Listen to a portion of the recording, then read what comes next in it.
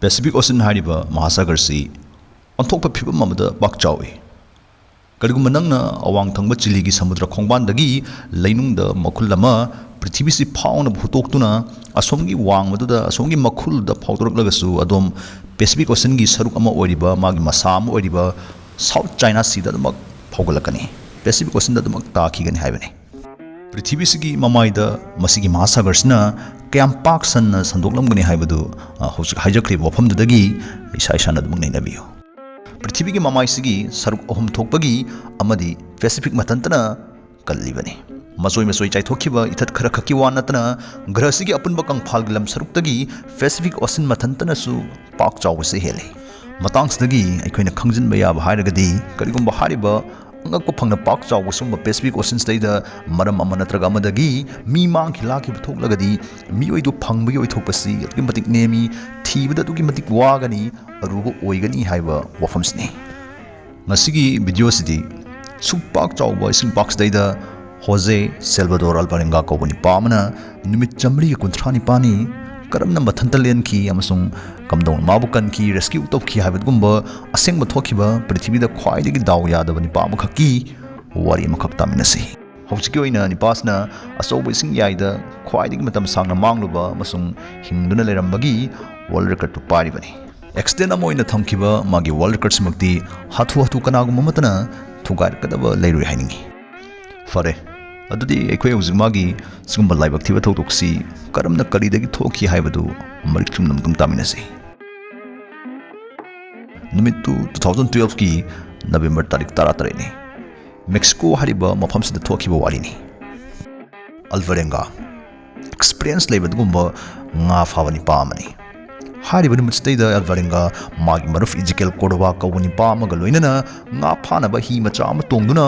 Mexico gi Pacific khongban da leiba nga fabana maroiba sinpham ama oinaba Costa Azul hariba khongang si thadoki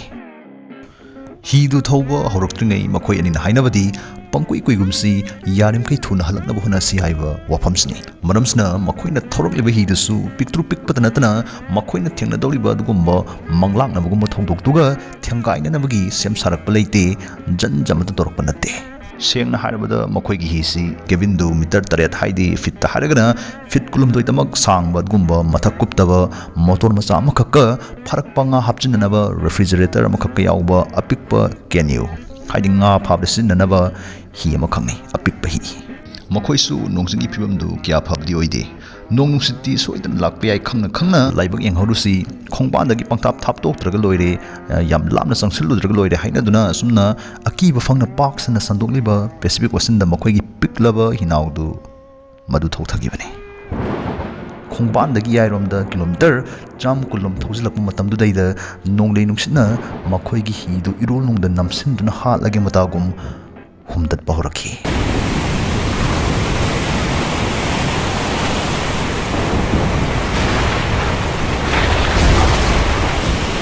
matam si ahing nong yai matung pung amarom tarakpa adwaidani poirakliba matawdadi pakhatpadagi yum yahorga loire haiduna makoina phajarakpa nga pumbasu hidu hena yangkhatnabani hena yangnabani haiduna khunimak thadoklami langthoklami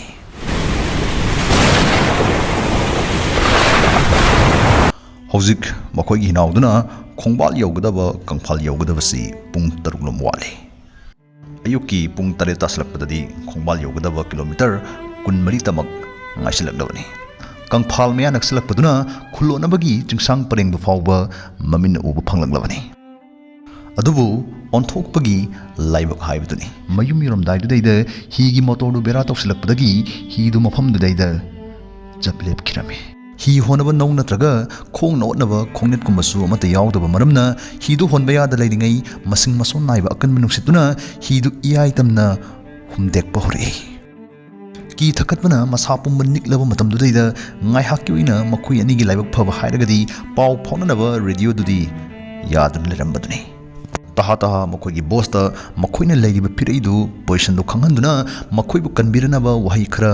ngangna saknaba horakpata ngairi adubu onthoklingai onthokpada sa haibduni radio dugi battery dusu khangsi sijalaktuna I pau phonaribadu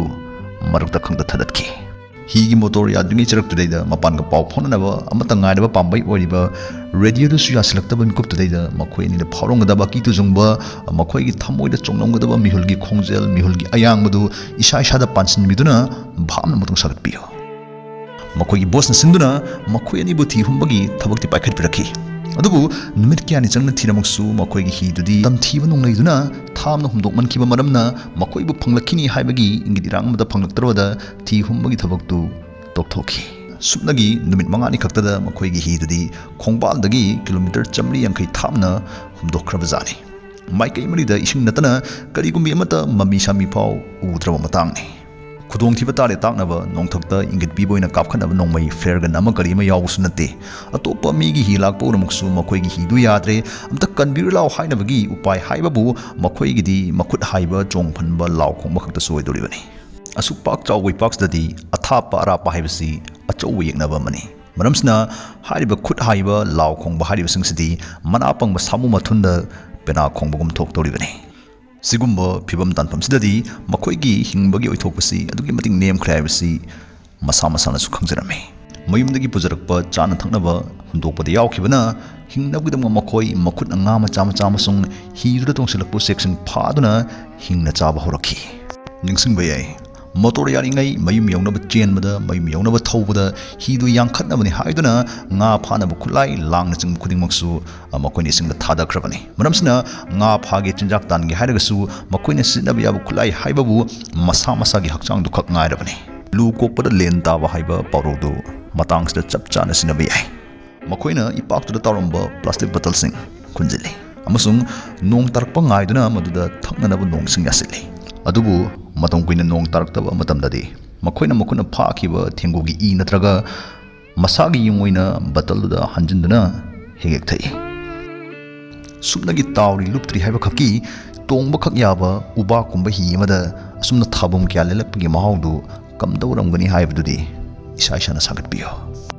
asumna lelakpa numit cham kunigi matung haidi tha mari gi matung dadi Alvarenga gi mamanabadu ihing naing sabad gumba ahingba jiba panba singdu chaduna hingadabgi saruk si kibina fare haiduna